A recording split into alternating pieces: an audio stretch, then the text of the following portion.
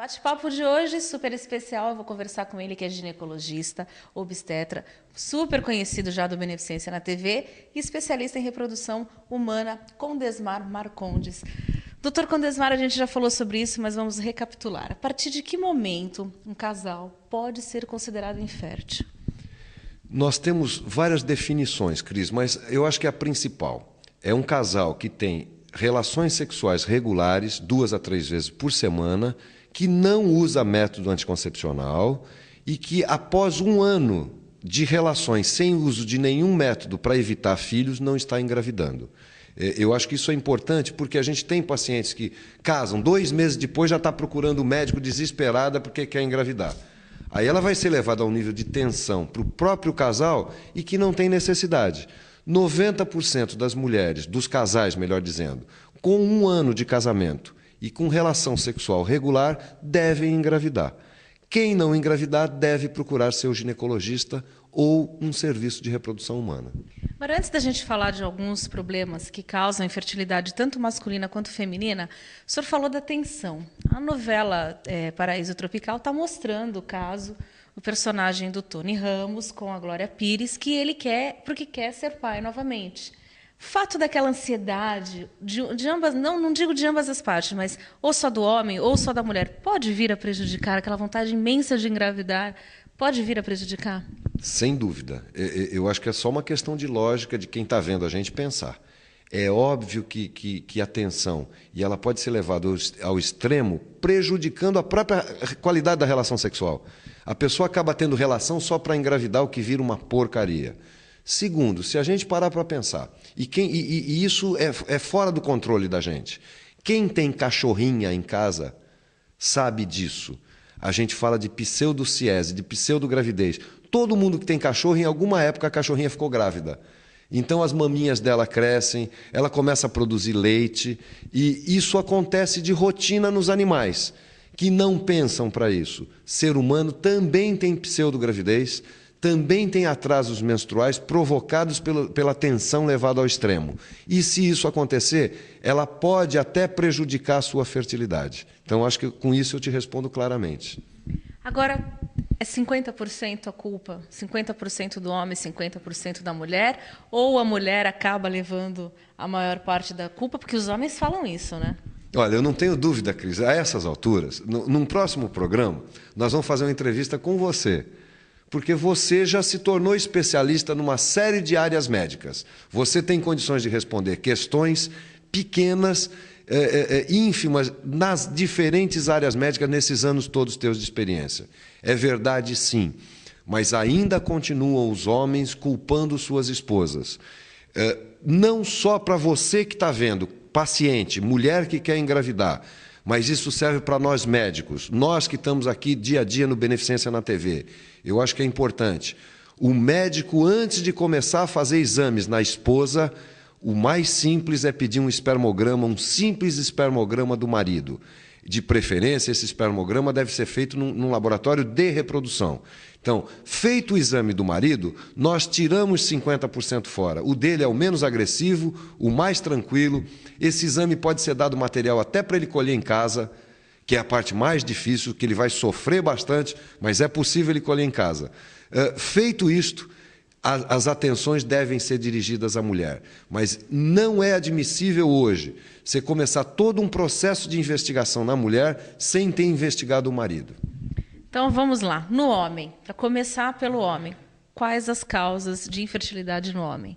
Olha, está subindo bastante, então é importante, eu estou colocando até como causa 1, vasectomia, o cara que encerrou a carreira. Então, hoje, assim como a mulher que faz laqueadura, nós temos vários e vários casais que o marido encerrou. Então, a vasectomia hoje ganhou um grau bastante importante. Mas sem ser na agressão cirúrgica, a principal é a varicocele. São varizes de testículos que são provocados. Por exemplo, se você pensar, o caminhoneiro, ele passa 12 horas sentado na boleia do caminhão com uma temperatura acima do normal no banco do caminhão. Esta é uma causa. O cara que trabalha em alto forno, ou que carrega pesos, ele pode desenvolver varizes essas varizes se alojarem no testículo e, a partir daí, alterar a temperatura do testículo e ele apresentar infertilidade em função disso. O cara que toma produtos químicos, tá? É uma outra droga, droga, medicamentos, alguém que foi submetido a quimio ou radioterapia, todos esses, álcool e cigarro, também podem causar alteração no número de espermatozoides. Então, esses dados são os principais fatores masculinos. Agora, o que a gente não falou, que eu sei que você vai me perguntar, é o principal, infecciosos. Quais as duas doenças infecciosas que podem afetar o homem? Uma comum, que na sociedade nossa diminuiu bastante, a gonorreia. A gonorreia pode atacar, ela pode ascender, ela é mais violenta nas mulheres, mas ela pode levar a uma infertilidade masculina. Mas a principal é o que eu sempre brinquei de sabedoria da avó da gente. A cachumba dada no adolescente, ela pode descer, ela tem o vírus da cachumba, ele tem uma direção para o testículo, causando uma orquite, uma inflamação do testículo e causando, eventualmente, até a ausência total de espermatozoide no futuro. Não sei, respondi? Respondeu. Agora, eu vou fazer uma pergunta que pode até parecer um pouco... Enfim, mas o homem é medroso, a gente sabe que o homem não gosta de procurar médico, não gosta... Aliás, os homens têm medo de fazer exame de próstata, embora eu esteja aqui hoje na minoria, que eu estou ao lado de dois homens, né, um médico mais o meu câmera, mas o senhor falou de varizes nos testículos. Pode ser uma pergunta até... Eu sou leiga no assunto, mas assim, a mulher, quando tem uma varize, a gente vê nas pernas. Não é fácil o homem falar, não, isso não é porque eu olho lá e eu não tenho nada. Ela não é visível, né?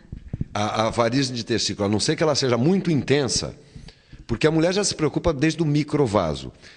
Já me perguntaram isso num tempo. O homem que tem tendências, e está cheio de homem assim, que tem varizes nas pernas, que tem hemorroida, que também é uma varize, ele pode desenvolver varizes no testículo, só que ela não é tão evidente.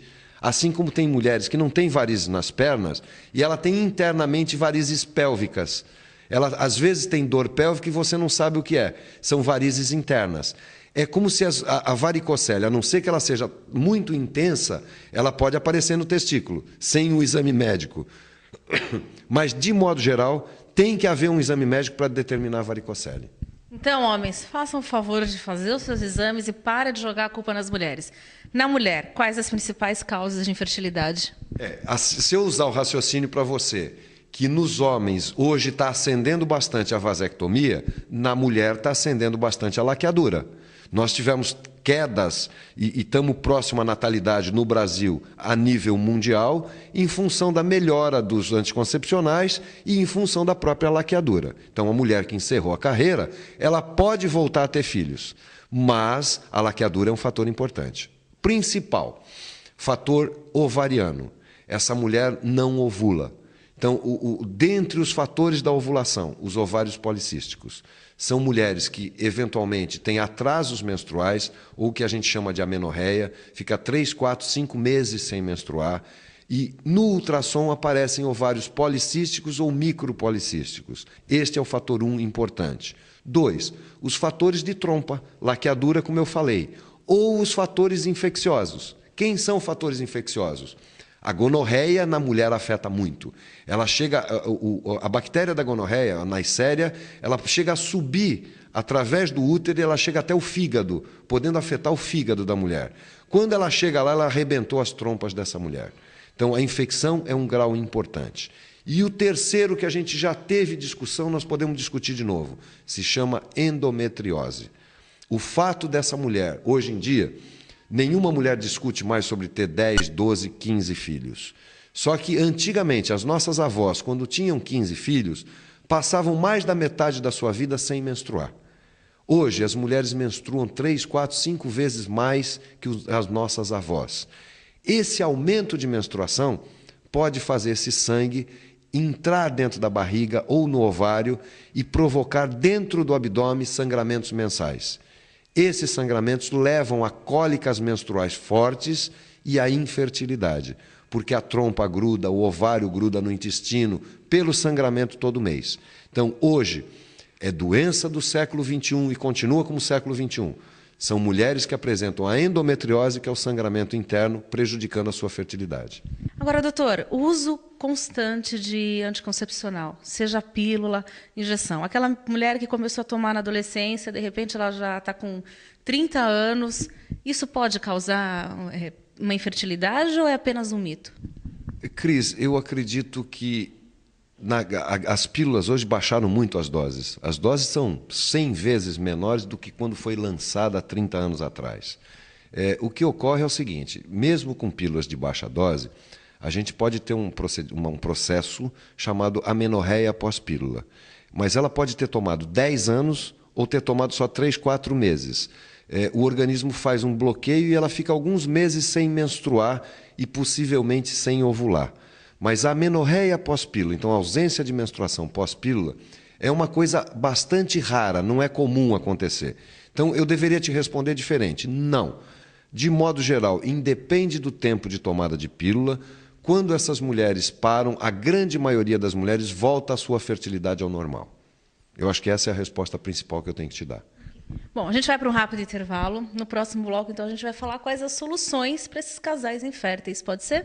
Pode ser. Vamos embora. Bom, então você não saia daí. No próximo bloco eu continuo conversando esse papo super agradável com o Condesmar Marcondes. Eu volto já.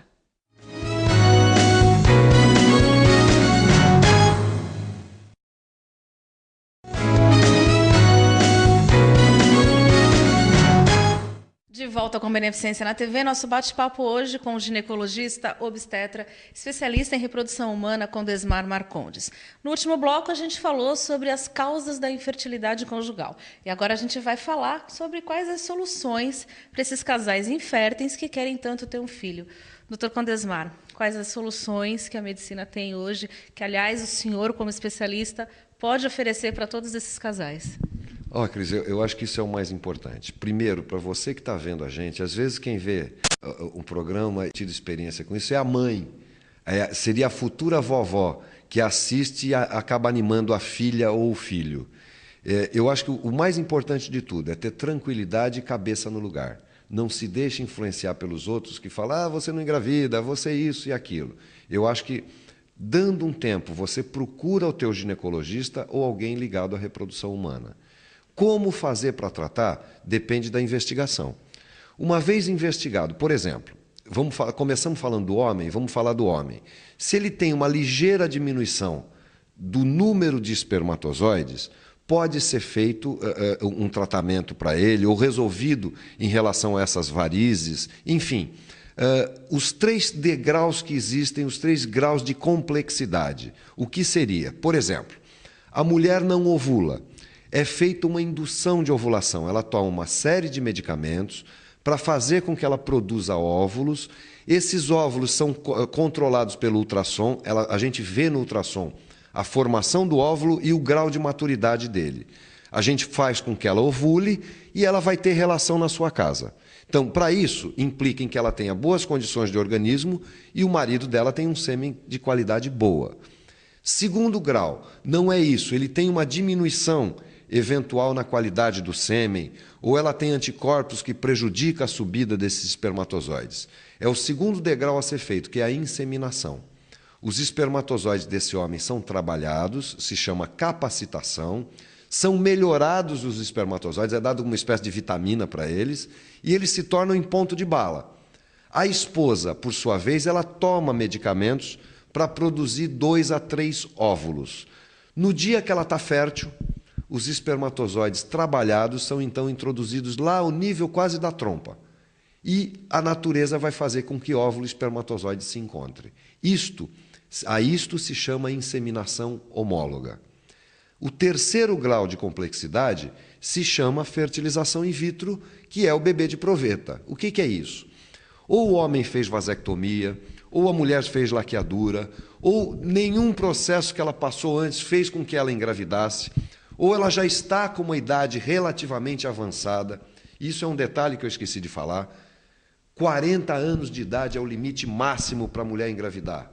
Então, você que está ouvindo a gente, que está planejando, tem 34, 35 anos, replaneje. Não deixe para 2, 3 anos para você engravidar. porque não depende da ciência, depende da natureza a queda do grau de fertilidade, principalmente na mulher. Então, esse é um detalhe importante para você discutir em casa. Mas, não conseguimos nenhum dos procedimentos, a gente parte para a fertilização in vitro, que é o bebê de proveta. O que é isso? Eu pego o óvulo dessa mulher e pego os espermatozoides desse homem e junto óvulo e espermatozoide no laboratório. Vejo o bebê que se formou e passo esse bebê para o útero da mulher. Esse é o bebê de proveta que, com as suas complexidades, nos permite com que eu leve hoje a 40%, 50% as taxas de gravidez. Para que vocês tenham ideia, na natureza a taxa de gravidez varia entre 15% e 20%. Então, a reprodução humana já conseguiu dobrar esses índices normais. Eu não sei, a veterinária chega a quase 80% nos animais. Só que nós somos muito mais seletivos. Então, hoje, nós estamos chegando em graus máximos de 40% a 50%, dependendo também da idade da paciente. Então, esses são os principais procedimentos e que eu acho para você, casal, 1, tranquilidade. 2, discutir aberto marido e mulher. 3, procurar o médico o mais rápido possível. Não se admite hoje que eu fale, que eu jogue para a natureza. Ah, Deus quer assim, então não vou procurar uma solução. Ela existe. Só quem arregaça a manga e parte para a briga consegue um resultado que vale a pena. Agora, no caso, saindo um pouco da infertilidade, aquela mulher que hoje as mulheres estão trabalhando, elas estão estudando mais, então elas estão conseguindo um lugar também no mercado de trabalho. Mas aquela mulher que acaba optando por ter um filho depois dos 30, depois. Uma vez que o óvulo, já que o senhor falou que eu já estou especialista um pouquinho em reprodução aqui, pelas várias entrevistas que eu já fiz pelo Dr. Condesmar, mas a mulher, o óvulo dela, ele envelhece junto com a mulher, o espermatozoide já não, né? É isso, doutor? É exatamente isso, Cris. O espermatozoide, ele leva em torno de 3 meses. O espermatozoide de hoje é um espermatozoide fabricado há 90 dias atrás, 80 ou 90 dias. O óvulo não envelhece junto com a mulher. Ele é mais velho que a mulher. Por que ele é mais velho que a mulher? Porque a idade dela passou a contar do dia que ela nasceu. Só que no dia que ela nasceu, ela já tinha os óvulos. Dentro do útero da mãe dela, ela já tinha seus óvulos. Então, ele é mais velho. Ele tem pelo menos 9 meses a mais. Tá? Existe, sim, uma perda de fertilidade e um envelhecimento dos óvulos. 2 coisas importantíssimas. Isso que você colocou para mim é básico. Deixa eu te colocar a evolução. Até algum tempo atrás, os jovens que apresentavam homens que apresentavam doenças, câncer, que tinham que ser submetidos à quimioterapia. Eu estou citando câncer de testículo, doença de Hodgkin, linfomas, doenças agressivas no homem, que a família tivesse a calma e a tranquilidade de não começar o tratamento no dia seguinte do diagnóstico. Aguardar-se 2, 3 dias, isso serve para quem trabalha com oncologia, com medicina que lida com câncer, para que mande esse rapaz a um centro de reprodução humana, onde ele vai colher sêmen e ele pode guardar esses espermatozoides para o resto da vida. Porque antigamente não tinha cura desses cânceres. Hoje nós temos. Só que quando esse homem volta, casou e vai querer ter filhos, ele não tem mais chance porque o tratamento pode ter afetado. Então, é possível você congelar sêmen para o resto da vida. Isso não existia com o óvulo, Cris. Aquilo que você está colocando é verdade, sim. Você que é advogada, ou está fazendo direito, ou medicina, ou qualquer profissão, e que vai fazer um mestrado, um doutorado, ou vai querer ser juíza, enfim, a tua idade avançou, ou mesmo com o que eu raciocinei para o homem, vai fazer um tratamento mais agressivo, uma rádio ou uma quimioterapia. Hoje já é possível a gente fazer o que a gente chama de vitrificação de óvulos. É um processo ultra rápido de congelamento desses óvulos, e assim como os espermatozoides, há pouco tempo atrás a gente não tinha isso. Assim como os espermatozoides, esses óvulos podem ser guardados. Guardados para que ela descongele esses óvulos. Obviamente, se ela fizer isso, ela vai ser submetida a um bebê de proveta. Tá? Mas é possível hoje a mulher guardar seus óvulos e poder usá-los 2, 3, 4, 5 anos depois. E aí esse óvulo vai ter a idade quando ele foi congelado. Se a mulher congelou esse óvulo aos 26 anos de idade, aos 28 anos de idade, mesmo que ela faça aos 40, Teoricamente, esse óvulo não tem 40 anos, ele tem 26 anos de idade. Mas também deixando claro que a mulher tem que continuar usando métodos contraceptivos, porque não é o fato de tirar o óvulo que vai fazer com que ela não vá engravidar, né? Ela corre risco de engravidar caso ela não tome algum anticoncepcional. Claro que sim. Nós não tiramos os ovários delas, nós tiramos de 100 mil óvulos, nós tiramos 10 ou 15 óvulos. Ela continua com 90 mil e tanto produzindo. Então, não é porque eu guardei óvulo aqui comigo que essa mulher não pode engravidar espontaneamente. Se não é uma questão de doença, é só uma questão de estudo, por exemplo, ela pode engravidar sim. Eu só peguei alguns dos óvulos dela e guardei. É como um homem que vem e deixa o sêmen guardado aqui com a gente. Não quer dizer que ele guardou, ele continua produzindo, ele pode ter novos filhos. Agora, doutor, antes da gente encerrar essa entrevista, principalmente nesses casos em que é feita a fertilização aqui na clínica, a partir de que momento pode ser considerado que a mulher está grávida? Muito se fala, existe uma polêmica, a Igreja Católica defende uma coisa, enfim. A gente não vai entrar nesse aspecto agora. Mas aquela mulher que veio aqui, ela fez hoje a introdução lá, né, dos embriões e tal. Daqui quantos dias ela pode... Ela não vai sair daqui já falando, estou grávida. Mas daqui quantos dias ela pode vir aqui e falar, não, eu estou grávida? Efetivamente, ela transferiu o embrião para o útero hoje. Efetivamente, hoje, ela está com o embrião dentro do útero. O período, eu também passo essa ansiedade que os casais passam. Eu gostaria, no dia seguinte, de saber se deu certo.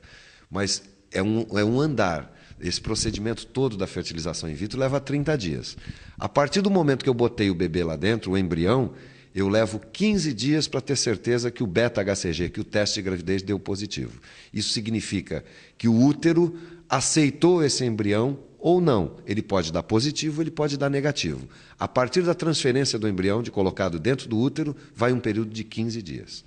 E no caso normal, o homem ejaculou, foi lá dentro, o espermatozoide demora quanto tempo para chegar até o útero? A partir do momento que a mulher teve também relação na época fértil, nós vamos levar mais ou menos 48 horas até esse embrião se implantar. Então, também, de modo geral, vão ser 15 dias a partir da relação. Ou 2, 3 dias a partir que houve um atraso menstrual. Porque, teoricamente, se ela ovulou hoje, 15 dias depois ela vai menstruar. Se ela não menstruar, ela fazendo um teste de gravidez, a gente já consegue saber. Bom, eu quero convidar, então, o Dr. Condesmar para a gente fazer um programa especial sobre gravidez. Algumas perguntas chegam para a gente, aquelas dúvidas. Quanto tempo o espermatozoide leva? Se a pessoa foi hoje, daqui 3, 4 dias tinha que descer a menstruação, não desceu? Enfim, todas essas dúvidas que às vezes a mulher está em casa, não tem coragem de perguntar para o seu médico. Eu quero fazer um programa especial sobre esse assunto. Pode ser, doutor? Pode ser, inclusive, a gente falar sobre pílula do dia seguinte, sobre os vários métodos anticoncepcionais. Eu estou à tua disposição para o que for necessário, Cris. Obrigada pela sua entrevista, mais uma vez no bate-papo aqui. Infelizmente, nosso tempo já está esgotado, mas, por favor, deixe as suas considerações finais. Olha, o que a gente fala sempre, eu acho que esse é o grande mérito do teu programa, trazer para a Terra aquilo que seria uma coisa meia nuvem, meia no céu, meia endeusada. Não é verdade. Você só vai fazer um tratamento honesto e direito a hora que eu sei o que estou fazendo e você, paciente, sabe exatamente o que você quer e o que você está fazendo. É para isso que a gente está aqui. Eu me coloco à disposição de vocês, à disposição do teu programa, para aquilo que for necessário que a gente consiga tornar palpável a reprodução humana.